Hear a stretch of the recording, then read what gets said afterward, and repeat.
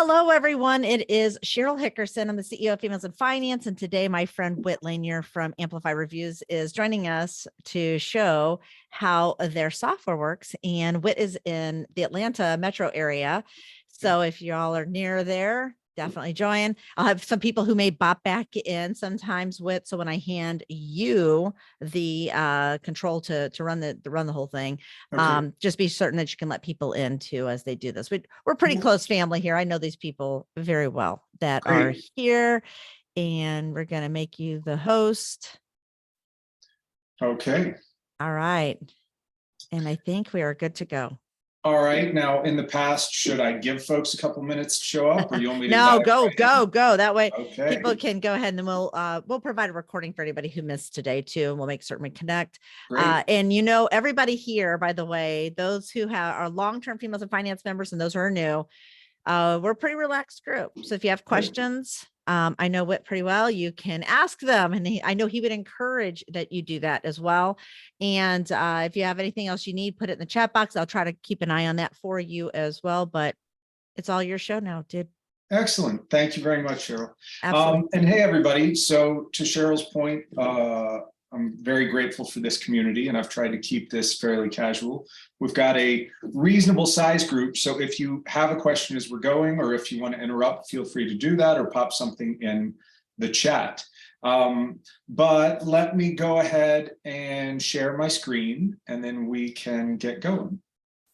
So I think we are slated for 45 minutes, and I can get through my part of this faster than that. So basically, my plan is to try and give everyone an overview of what problem we solve, what our solution does, and then depending on if any of you have started thinking down this road. All right, Cheryl, I can't see the chat while I'm screen. I know, I've got it. Don't worry. Great.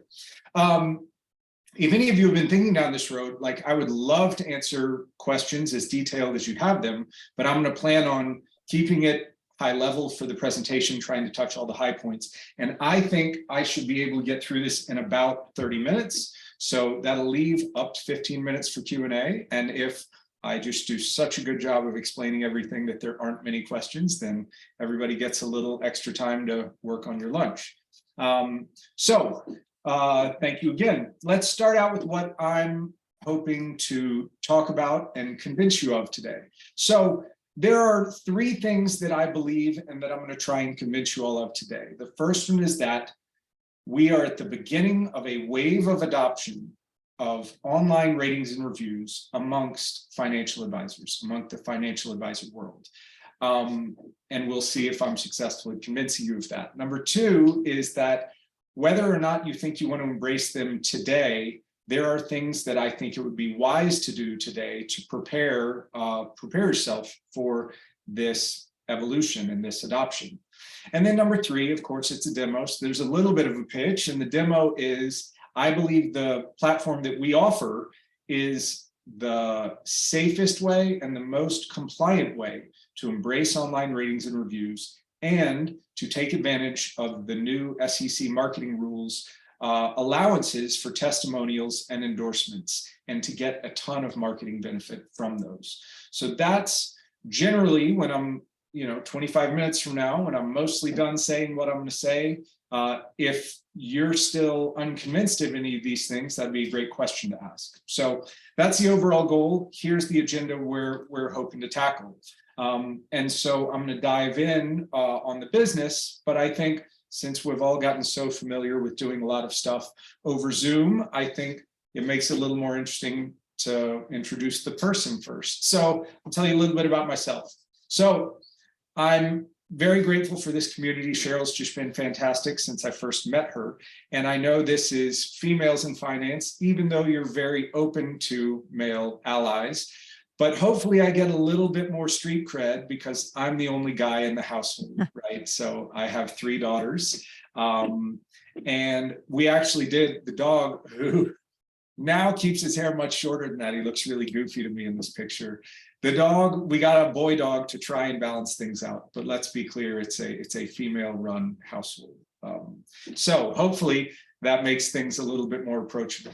And then, oh no, what happened to my, oh, this is my problem. I didn't go to slideshow mode. So my wife and I have long been big fans of Halloween costumes. So from back before we had kids, we did Oompa Loompas from Willy Wonka. One of our first one whole family was the kids book, Goodnight Gorilla. We did Peter Pan a year after that. We did The Incredibles the same year that just about everybody did The Incredibles. We had to throw together a theme here of magical creatures to keep what each of my daughters wanted to do in sort of a theme. And then we did The Wizard of Oz, managed to work the dog in there. If anyone has ever tried putting silver metallic makeup all over your whole face, it looks fantastic, but it takes a long time to come off. So that's, as a family, what we enjoy. In my spare time, I've actually trained Brazilian Jiu-Jitsu for a number of years, and I've been competing a decent amount recently. So that's one of the things that fills up my spare time.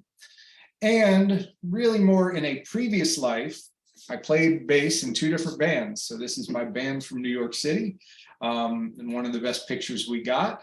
And this is the band that theoretically I'm still in here in Atlanta, but COVID's made that really difficult. So it's one of those things we're hoping to really get back into in the new year. So that's a little bit about me. Let's talk about the company, Amplify Reviews, and what we're talking about today. So this is the second startup for the founding team at Amplify Reviews. And it's worthwhile to tell you a little bit of history from our first go round working together. In a nutshell, what we did as a healthcare technology company is we were the first vendor to help hospitals and healthcare systems take existing patient survey data and transform that into online ratings and reviews for their own website.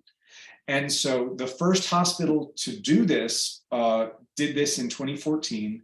We were the first vendor to offer this capability shortly after that.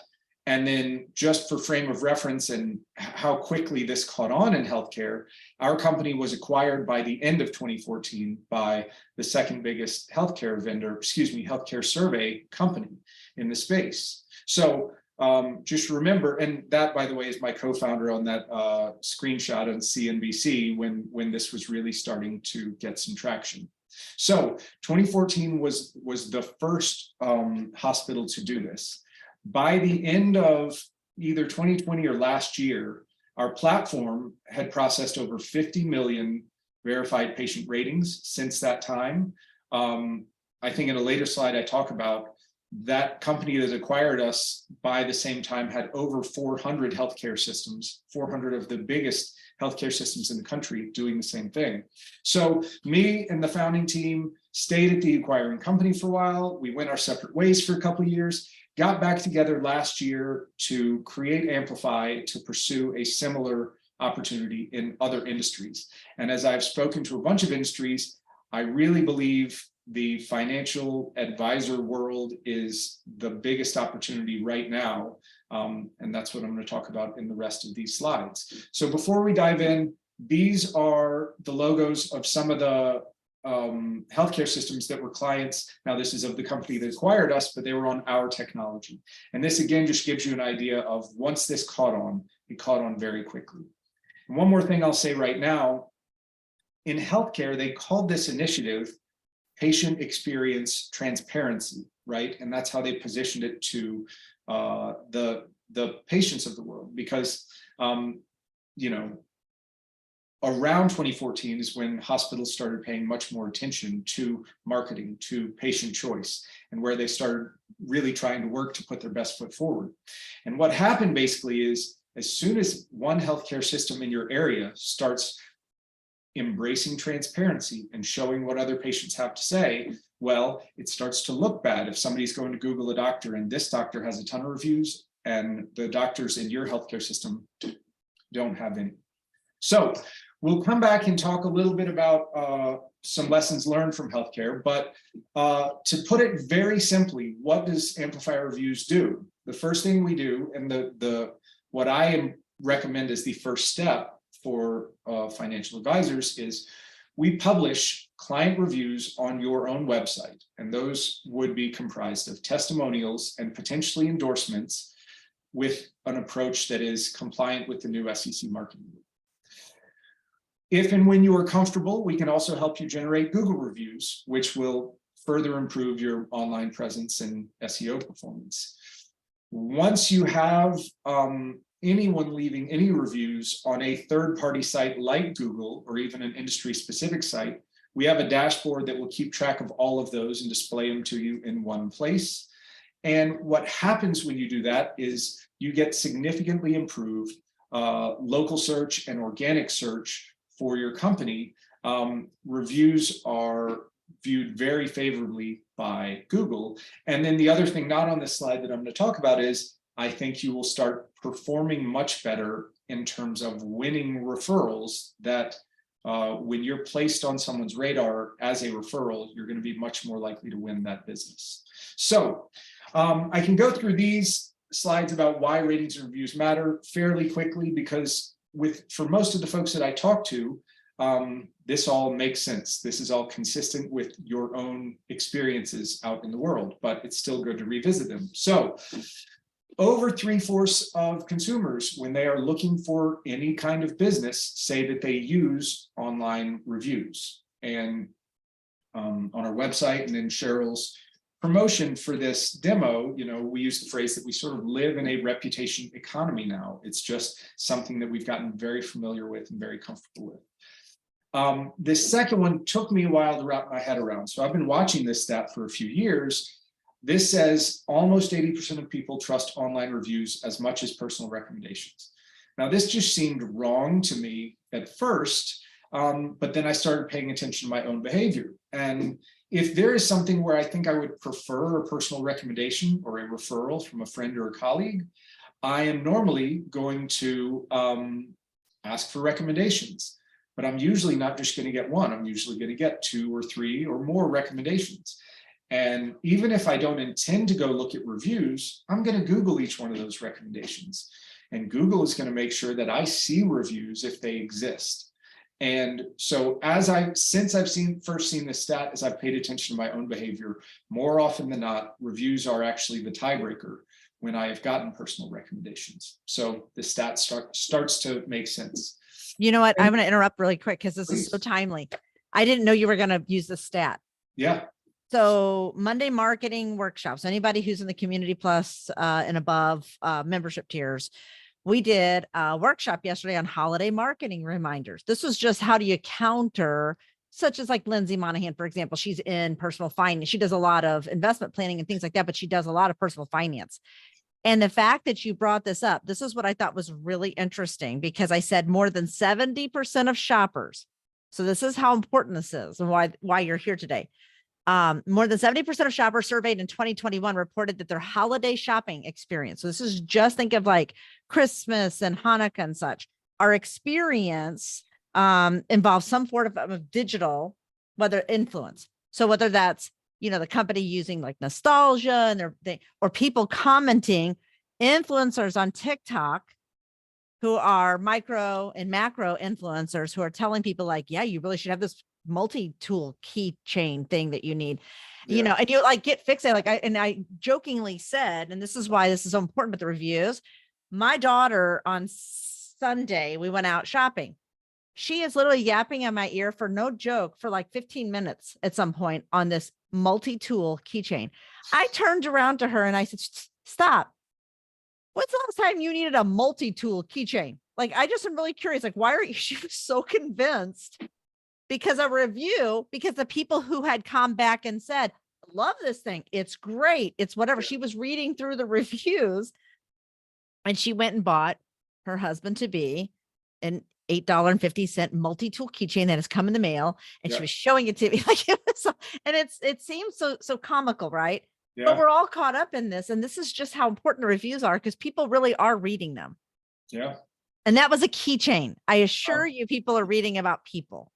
Well, we will hope that gift goes over really well. We did too. I told her, I said, I hope that Jonathan for 15 minutes talks about this keychain, because if he doesn't, girlfriend, she's like, she starts laughing. She goes, why am I so caught up in this? I said, because you had so many people review it and tell you that it was great. You felt really good about the decision you made in buying it. Yeah. A keychain. That's why this is so important, because when you see a lot of people say really good things, you're like, oh, okay, yeah. Even if you don't know if you want to give that person a shot, you're like, I think I might give them a shot because they've said a really lot of nice things. So I just thought it was interesting because that was about how do we combat personal finance expenditures, and yet the same exact thing applies here. Right. Yeah. Thank you. That's Sorry. a great example. I just thought the timing of when you said that, I was like, wait a second, I almost did the exact same thing yesterday. Yeah. Go ahead, continue. Sorry. Please keep chiming in with that sort of stuff. So sorry. Oh, come on, back up a slide for me, would you? Oh, I messed. See, I broke it from Missouri, all the way from Missouri. There we go. So the last point, though, is we now, as consumers, because we understand the power of reviews, under the right circumstances, nearly 3/4 of people say they will leave a review if they are asked, right? So reviews are powerful, and no matter who you are, you can get your clients or customers to leave a review if you frame it in the right way. So that's a big part of why they're important. Now, the next slide, maybe a lot of you are familiar with, as I've spoken with RIAs and other types of financial advisors, a lot of them tell me, yes, but all of my clients, all my new business tends to come from referrals. And I want to sort of offer two gentle pushbacks on that idea. So the first one is, so this is a survey from not quite a year ago. And if you look on the left here, this is 4 different tiers of net worth, from under $500,000 or assets under management, from under $500,000 to over $5 million. And the survey is just asking people, how did you find your financial advisor? Well, self-reportedly, if you look at the split pea soup color right down the middle here, across all of those asset levels, around 10% of people self-reported that they found their advisor through an online search.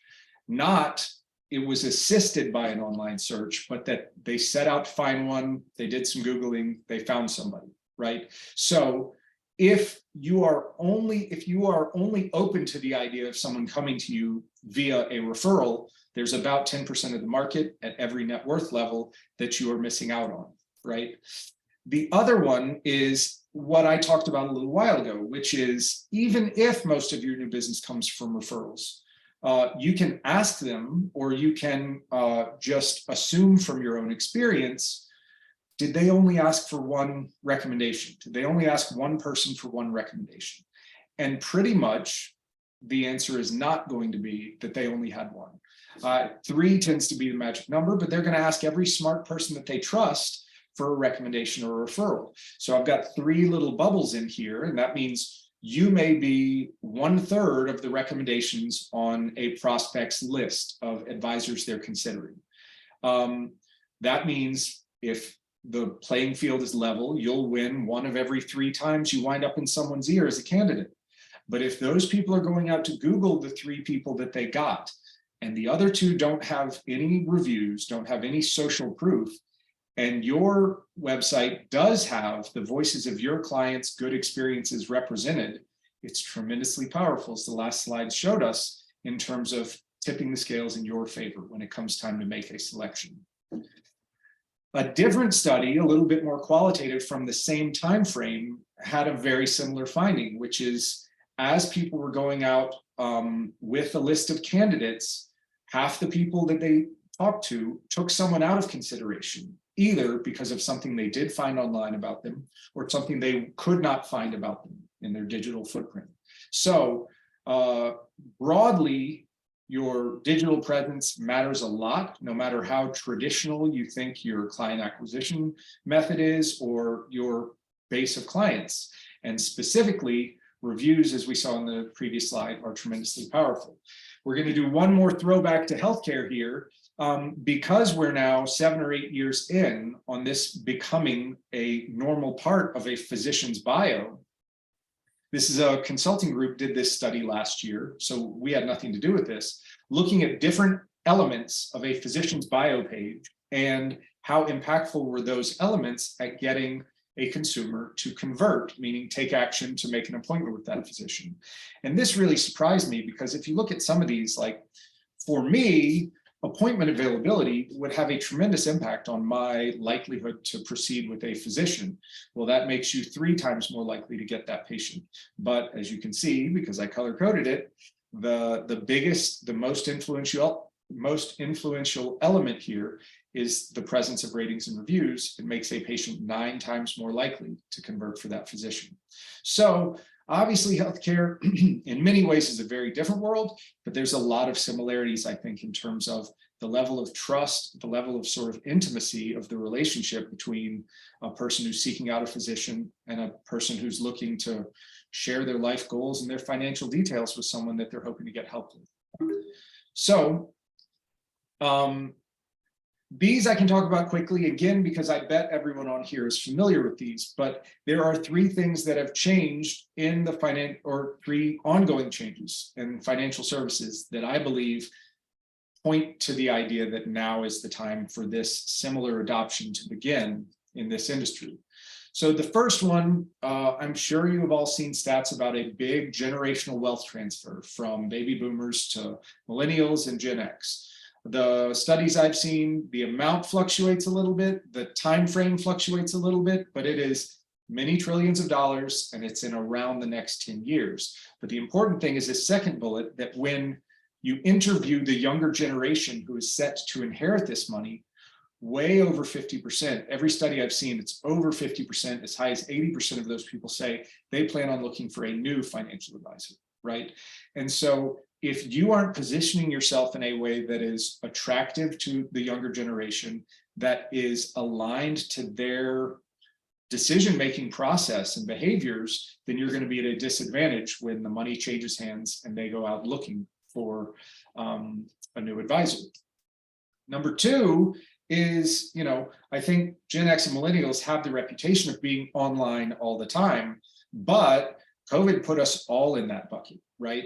The second quote from McKinsey, I think, is great. We sort of evolved a decade in a matter of days when everybody had to start working from home and operating everything from home. And so here we are on a Zoom demo, which maybe we would be doing anyway, but everybody's done a lot more Zoom in the past 3 years than you did in maybe your whole life before then, right? So even if you aren't Gen X, millennial, Gen Z, you now behave more like that group than you did 3 years ago. And then the big one that I hopefully teed up well in the promoting this demo, hopefully everybody's familiar that back on November 4th, beginning of this month, the new SEC marketing rule went into effect. And so the SEC acknowledged that they were a little bit behind the times. For the first time, they provided new and clearer guidance on a number of elements of how advisors can market and advertise.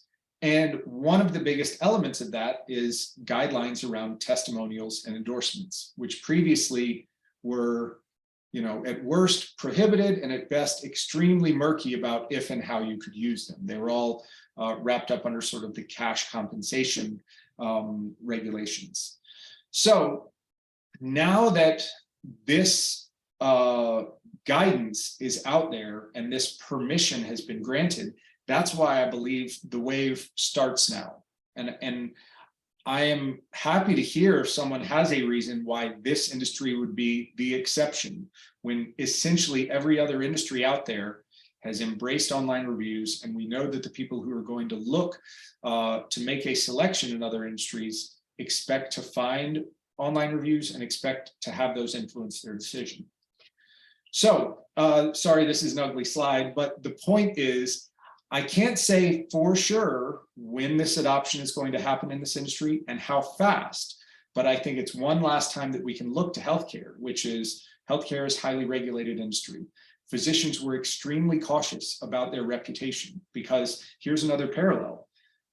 A physician's name is their brand, is their business. That is the same thing with most advisors. Their name is their business. And so they are rightfully cautious about what could happen to their online reputation.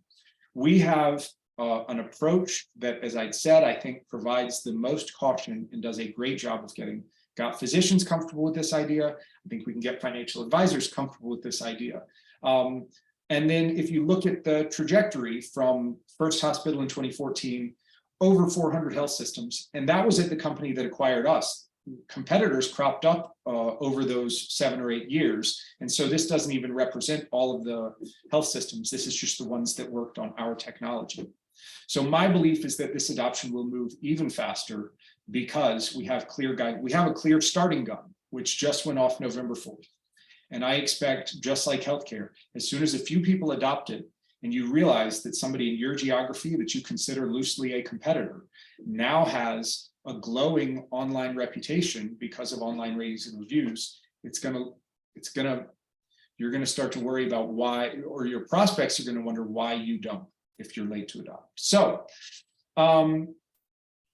that's most of the justification for this. So here we are. If you buy into the idea that this is the situation we're in, you can make 3 choices right now.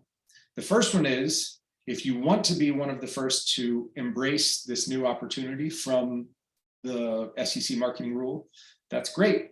I think it's a great decision. Happy to have a conversation with you about it.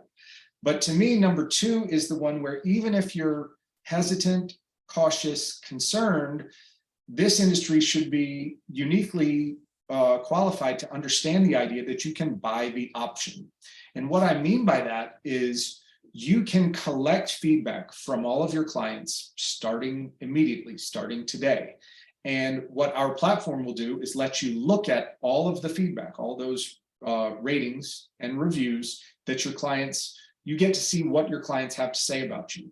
But they first show up in our system, and you can look at all of them before you decide to publish them. Now, I feel very confident everybody who does this is going to see, oh, our clients are very happy and have really nice things to say about us, and there's no reason we wouldn't want to publish these. But unlike starting a campaign to just go get clients to leave reviews directly on Google, once they leave those, they're out of your hands. Now, you have every reason to believe they will be overwhelmingly positive as well. But the difference here is you always have the option to decide not to publish these. So this starts out as a feedback collection effort. And once you have the feedback and can see it, you can then decide to flip the switch and publish all of these and get all of the benefit from them. So you can collect the feedback now, and you can wait until somebody else in your area or that you consider a competitor is publishing reviews, but you have ammunition built up in the form of all the good ratings and reviews that you may want to publish at the ready. Or you can collect them, and as soon as you see they're good, decide to flip the switch. But that's the cautious approach that I think we are unique in the ability to offer here. And then your third option is just wait and see. Just wait and see what happens. I don't think that one makes a lot of sense, but I think a lot of people are going to do it anyway. It just may be that once you decide you do want to get into the game of getting your online ratings and reviews, it could take you a couple months to get your organization on board and get your clients' feedback flowing, if you will. So quickly, I'm going to talk about this process, then we'll jump over to the actual demo, and then I'll give folks time for questions. So what I was talking about before, this is sort of the 3-step process. Number 1, you let your clients know they're going to be receiving, it's basically a very short survey from us, and that the feedback that they provide may be published. Number 2 is once you have collected it, you can share, you can review it. If you have a larger organization, we give you a bunch of tools to share it internally before you would want to publish it externally, so that everybody can get comfortable with it. And if and when you are convinced that this is a positive thing for your business, you can then publish those. Now, one thing that I'll mention briefly now, and I'm happy to talk more about, we need all of our clients to define their own policy about what they will and will not publish, right? Because if you remember in healthcare, they call this a transparency initiative. And anytime you are publishing ratings on your own website, consumers are a little skeptical.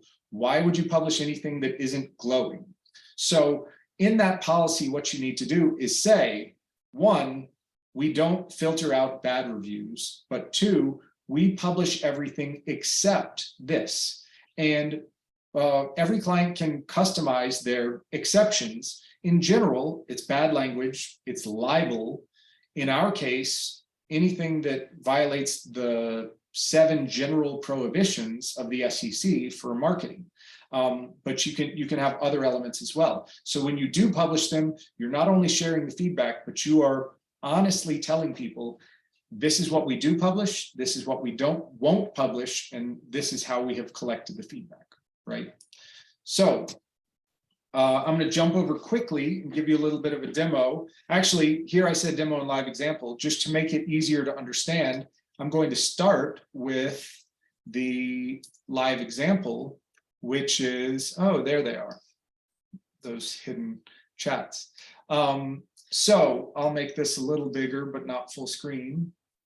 And so this is just demo data, a look at the dashboard. So when I was saying we have the ability to collect reviews from anywhere online, this is what that looks like. It'll show you month by month how many reviews were left on each one of the sites. And then the yellow line is what was the average rating for that month across each one of these sites. So this is, I think, less relevant as we're at the beginning of this adoption, but it's a powerful tool once the industry starts to get involved and get engaged. What I'm going to do, oh, and then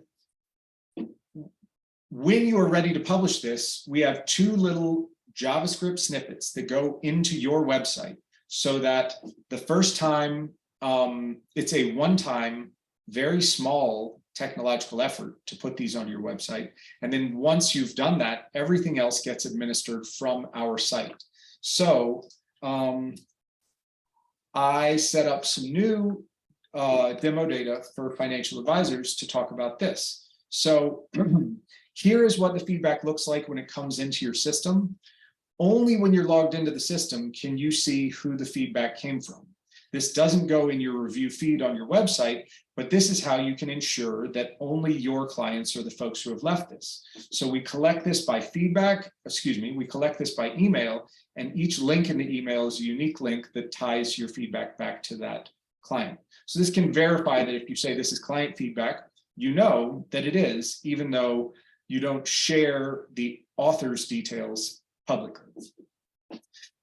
You can also see over here in the status, all of these come in a pending status. So you'll send out a review request, you will get a bunch of responses to those, and then you can sit down with your compliance person, you can designate a small committee to review all of these, make sure they all comply with your policy, and if they do not, you can archive one. So if we want to publish the first couple, it's as simple as you click on publish, and once these are published, they will show up on your website. Now I put this one in here, I should pause and say, I have read the regulations over and over and over again. They're pretty dry, but I think I understand them very well, but I am not a compliance professional. So don't take any of my advice without consulting with your compliance department. But so the one that I put up at the top here, the comment that I wrote says, this team is amazing. I've gotten a 15% annual return over the past 3 years, and I know they can do the same for you. Now, my read on that is that as glowing as that review is, it would be a little bit risky to publish it because it falls under the category of an advertisement and it discusses performance in a way that probably cannot be substantiated. So you can see here we have an archive button. Now, to make sure we are compliant, when you click on archive, you can customize the categories of why is it you think you can archive this comment? Why is it violating your policy? So if we say regulatory violation, it comes up, it gives us the details. We can say discusses performance inappropriately. And then you see now the button here says save and archive. And when we come back here, you can see the status on this one is archived. So by default, this will keep the rating in your overall average rating, but it will not publish the review on your review feed.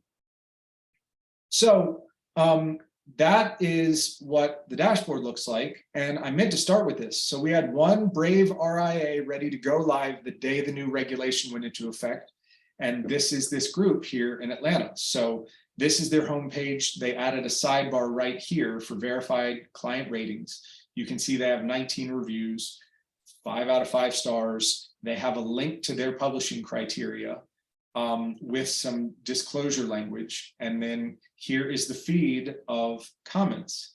And I can pop this in the chat if folks want to have a look. But they got fantastic feedback, which, you know, when it is real people sort of left to their own inclinations to leave reviews, you get some that are really short, one sentence. You'll get some that are a long paragraph, and they touch on whatever was important to them about the experience. So I talked about one of the biggest benefits here is search engine optimization. Now, I have not kept up with every detail of changing Google algorithms, and I've never gotten into the weeds, but the basic blocking and tackling of search engine optimization has always been recent, relevant, unique content. And the beauty of reviews is that it checks all those boxes, and you don't need to hire a marketing person to write these. Your clients do it for you, and they do it in language that they would use. So if someone similar to your current client goes out looking for an advisor that says, you know, I want someone who is attuned to the details of the trends of the market. Well, now you have that copy on your website, which makes you a more appropriate result for Google to serve up if somebody's searching for something like that. So, two quick things here. One, I wanted to just show you, I provide a boilerplate for your publishing criteria, and you can work with whoever you want to in your organization to refine it to where your compliance department's happy. But here's how they did it. They described the process of how they collected feedback, and then they described all the categories of content that they will not publish. So for their account, we have each of these categories set up as a archive reason. And then the last thing is just to show, I hope Cheryl's fine with this, just to show how easy it is to plug this. And one of the things that I want to make you all aware of, one of the easiest ways to start this conversation is I can go save a local copy of one page off your website, and then I can go insert our JavaScript widgets onto that. So you can see exactly how this would look if we were to insert ratings and reviews on your website.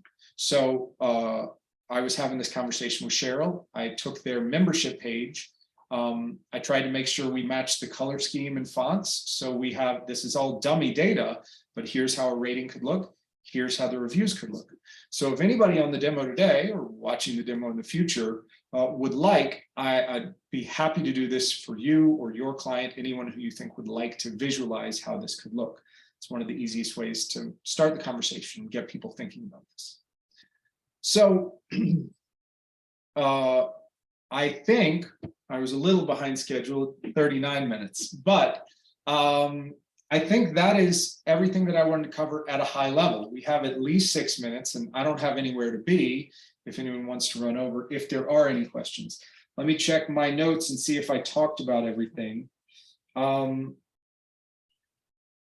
looks really similar to what we talked about as well. I'm kind of curious for those who are on the call. First of all, are you using reviews when you look things up? Because I gotta believe the answer is yes. And then the second thing is what are you doing today to handle some of those reviews when it comes to compliance? So like Amy, I know Gwen's office is an advisor group office, and I know advisor group because I used to work there. And yeah, that's a true story. But yeah, I was kind of curious, what do you all do right now for reviews? If you don't mind my asking.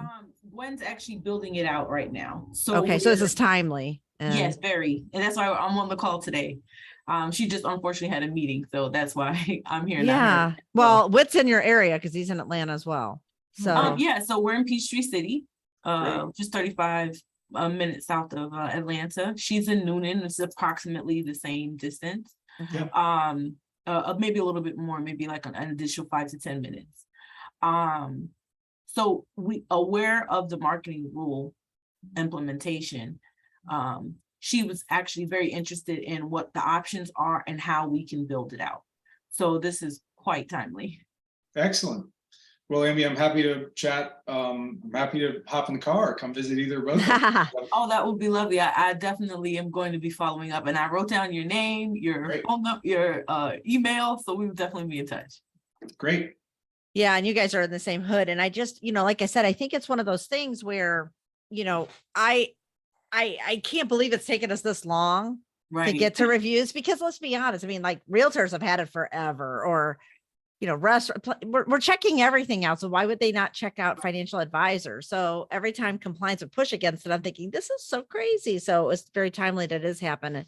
I know Lindsay's in Texas, and she's a registered investment advisor. She's in the car, so don't come on.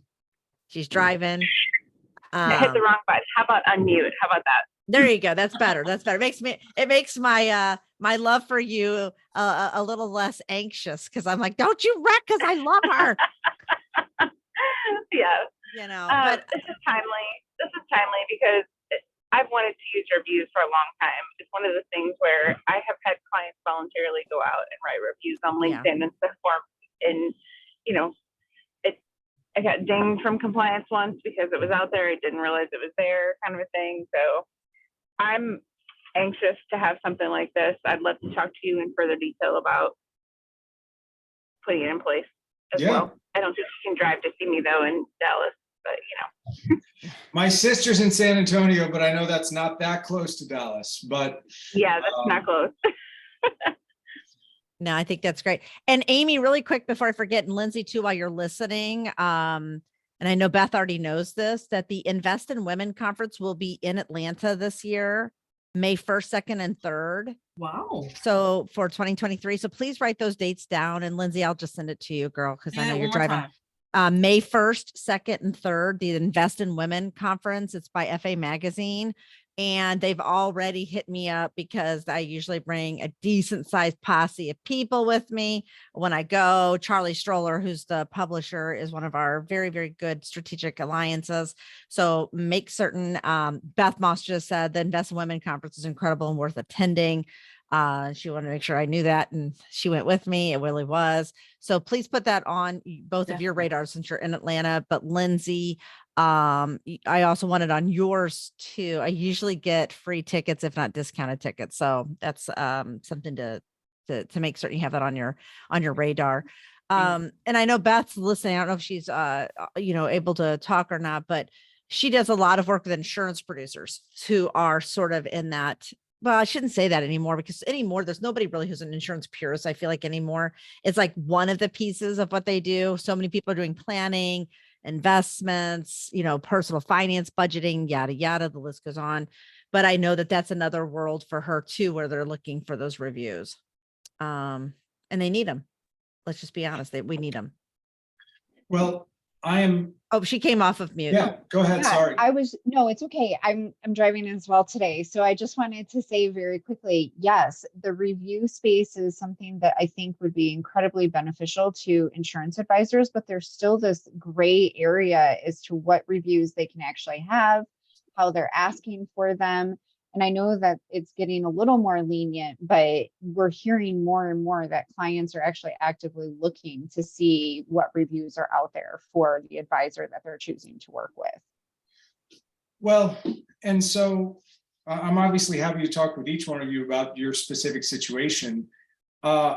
Today I focused on, so I have made myself most familiar with the SEC rule, because if your practice is governed primarily by SEC regulations, then as of November, everybody's dealing with the same rule set. And I know that is different for broker dealers and it's different for insurance folks. But so the approach that I described here has that in mind. Our platform is robust. There's a number of ways you can do this. And I think there are parallels to the ideas of adoption and entanglement, which is what the SEC talks about with other regulatory bodies. And so if you want to embrace reviews and avoid adoption and entanglement, you can do it. Your approach is a little bit different, and you do need to obviously have compliance considerations there. But I have not come across any regulation that says, if a client leaves a Google review for you, you are in trouble because of it. You know what I mean? Yeah. Yeah. Wonderful. Well, I think, like I said, I don't have anywhere to go. I'm happy to stick around. The only Well, I want to thing be, I definitely want to give them back their time because I Yeah. want to be right on, because we're right at 12:45, Yeah. 1:45 Eastern. So you've got Whit's contact information. We'll have a playback of this available. And if you have any questions, definitely go out and use the LinkedIn and the Facebook groups to ask questions. We do have a new Facebook group. We're moving everybody and migrating them to the new one because we built it on the very old chassis that cannot be upgraded to the new, all the new bells and whistles that Facebook is bringing, our Meta, I should say, is bringing out. And I want to make certain that we get you all there. So if you're a Females in Finance member, just go to femalesinfinance.com, go up and log in, and wherever membership level you're at, you can click the Facebook group. It's in there. But with that, I appreciate you all being here, and, spread the word. If there's anything you specifically want to see us feature, please tell us too, because I know some folks and they're always usually happy to come in with us. So, and I look forward to seeing hopefully you, Whit, in person at the Invest in Women. Amy, you at the Invest in Women. Tell Gwen. Yes. She usually shows up. She didn't this year. I think her husband was sick, to be honest with you. That's why she didn't go. Right. But I will definitely want to see her again this coming year. But now you've got plenty of time to plan for it. Exactly. Thank you so much. All for right, everything friends. you've done. Yeah. Wow. Take care Thank of you, yourselves. Steph. Really appreciate it. Great to meet you all. Bye-bye. You as well. Bye now. Bye-bye.